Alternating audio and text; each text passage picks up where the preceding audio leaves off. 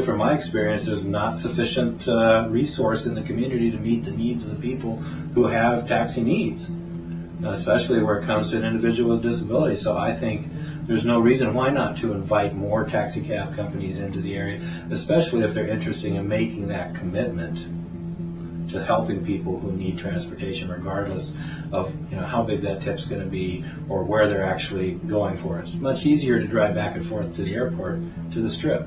And I think that's where 99% of all the taxis in this town operate. That's my opinion. A group of friends decided to go to an event at the Whipple Reed Cultural House up by Cashman Center. One of the individuals in our group was using a wheelchair, an electric wheelchair, and she arranged through the taxi company to get a ride to the location, which did happen, and we went to the event, and she had arranged for a pickup time. Well, after the event was over, we all stood outside waiting for the taxi to come for her. We were all going to meet downtown for dinner and some more evening activities. So as we were waiting, time passed and she called and they said it would be another half an hour. So we waited another half an hour and then called again. They said it would be another hour. At that point, it was getting pretty late, and the director, or actually the director of the Whipple Reed Cultural Center came out and said, "I'm kind of worried about you folks standing out here."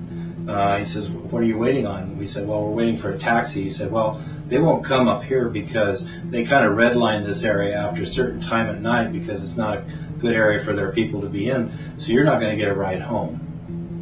So at that point, we were stuck. There was no way for our friend to get home. There were no buses that she could get to.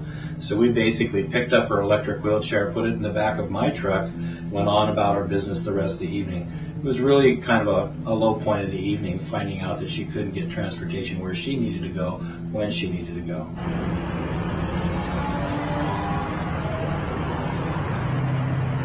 And she wasn't very happy with what was being told to her. But what are you going to do in that situation? You're stuck.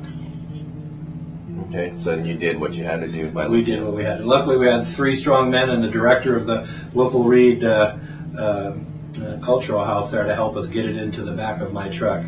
And then she transferred into one of the other couple's cars, and we went on about our evening.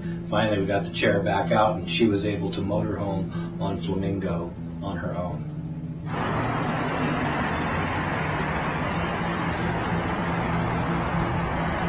Another event had to do with this same individual who is a professional woman who uses a wheelchair, works in my office. She was attending an event in North Las Vegas for handicapped children, and she had gotten there in the morning via a taxi, but then when it was over at 12 o'clock, it was 3.5 hours before they would come, and they had told her that she had to wait outside and it was 100 and some odd degrees that day. By the time they finally showed up around 3 o'clock to pick her up, she was so tired she just had to go home. So our experience hasn't been good, at least with our friends who use wheelchairs, to be able to go to different events and be assured that they're able to get home okay. So it's always a worry for us.